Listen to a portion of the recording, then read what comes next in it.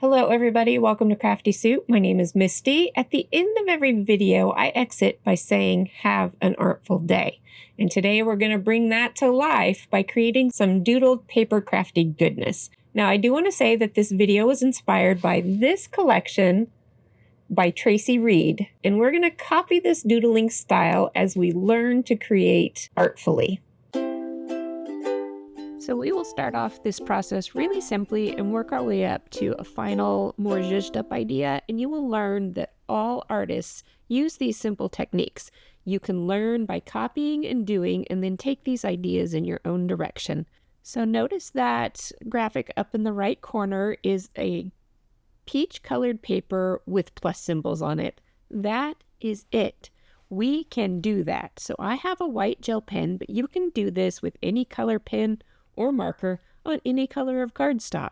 I am going to just make plus signs. That is it. Anyone can do this. Anyone can be artful. I am making slightly bigger ones, slightly smaller ones, and I am filling in the gaps as I look at the piece and I just feel like it needs more. This doesn't have to be complicated. Just let yourself make marks on the paper and see what you come up with. And there we go. That is it. And this is part of a professional collection. So let's move on to one idea that takes a little more patience, and that is to make a grid. Now, if I were to do this grid by hand, and here I'm showing you the color of marker that I'm going to use, which is this Tombow art marker. And I like these markers because they have two tips, especially the brush tip, which is more flexible, which you'll see why that matters in a minute. But we are going to draw a grid, and if I were to freehand draw this, it would go pretty dang wonky. So I'm going to pull out a ruler, but I am not going to just draw straight lines across the ruler, which you could totally do, but I'm going to use that ruler as a general guide so that I don't go too wild with my markings here. And these markings are just straight lines. Now, what comes to make this a little more dynamic is that brush tip. And I am pressing the brush tip flatter against the paper or lifting it up to be thinner against the paper. And I am getting some width difference in my lines. And that is creating more stylized quality to this piece of doodling. Now, I'm going to create 1-inch grid lines all the way across my page, and then I'm going to rotate and do the exact same thing in the other direction.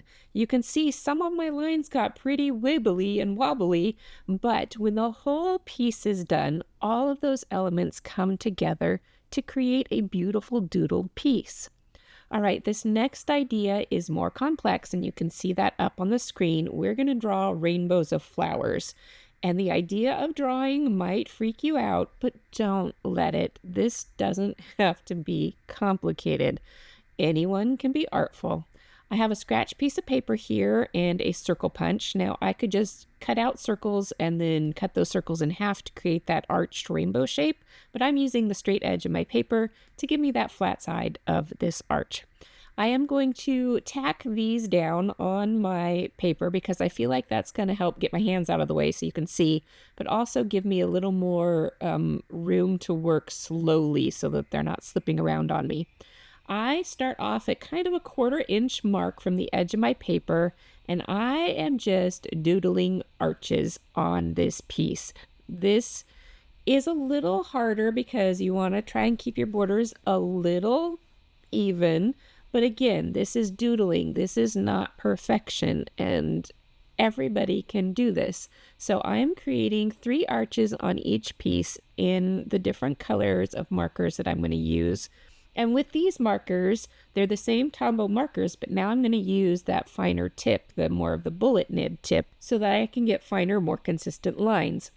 Now, the next step of this process, I'm going to take that removable adhesive away because I'm going to want to rotate this piece as I go to help me keep things going in the same direction. I'm going to draw loops. 1 loop, and then there's that rainbow line, which I don't want to cross over with my loop, so I'm drawing my next loop next to it.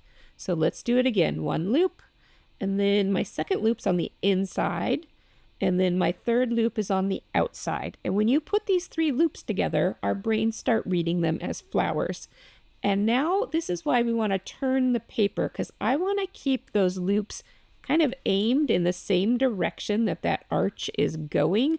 And I would have a much harder time doing that if I were trying to rotate my hand to keep the loops going in the same direction. Instead, I'm going to rotate the paper. So I just keep making loops. And oops, that one went over the line. Oh well, it's not a big deal. It's just paper. And in the end, it's going to be fine. So I'm going to finish this one off. I kind of scrunch in the last one there. Not ideal, but again, I'm okay with that. We are just playing with markers and paper. Now for the middle arch, I'm going to send those little floral loops in the opposite direction. And then on the bottom arch, I'm going to return to the same direction that we started off with. And that was what you saw on that inspiration piece. Now, when we're learning by copying, I want to encourage you to take these ideas in your own direction, because that is what makes you artful. I will show you some of my own ideas in a little slideshow at the end, but first I have one more stepped up idea for you with one special inexpensive product. And that is some sort of pin to use with heat embossing. Now you probably have heat embossing supplies. This is a Versamarker pin that is filled with the same ink as a Versamarker watermark/embossing ink pad. It has a brush nib and a bullet nib on it, and it works just like any other marker would, and it applies that sticky ink so that you can emboss with it. There are some cons to that, being that the nib is bigger. This is a quickie glue pen. It has a nib just like any other pin, but it applies a special glue that is tacky when it's dry, so you can use it with embossing powder. You can use it wet or in that slightly tacky stage. I prefer to do it fairly quickly and use it in the wet stage because it does grab onto the embossing powder faster. But this pen allows you the fine detail of certain doodles. I'm going to cover this with clear embossing powder, but you can use any color you want. The fun of this is that we're going to go ahead and doodle with that emboss resist technique that you've probably used with your stamps. So I've applied my powder, and you can see there that it has grabbed, once my camera focuses, it has grabbed that powder just fine, and I went off camera and heat emboss it. And so I have a few different images here. It is a little hard to see them, but that is why we are going to go ahead and do this inking for that emboss resist technique. I am grabbing my round ink daubers, and you can use any ink application tool that you would like, but we were mimicking the products in this Tracy Reed collection, which were like these little round medallion kind of embellishments. And they weren't even perfectly round, so that lends well to fussy cutting. But as you'll see later, if you hate fussy cutting, you don't have to do that. So I am just going to use the shape of that ink dauber to give me a generally round circle to follow. Now this next one that I'm going to be inking up, I took that step of making these doodles my own instead of just copying, and I've created a whole floral cluster. As you can see, the more you rub your blending tool on it, the more it's going to wipe the ink off that embossing.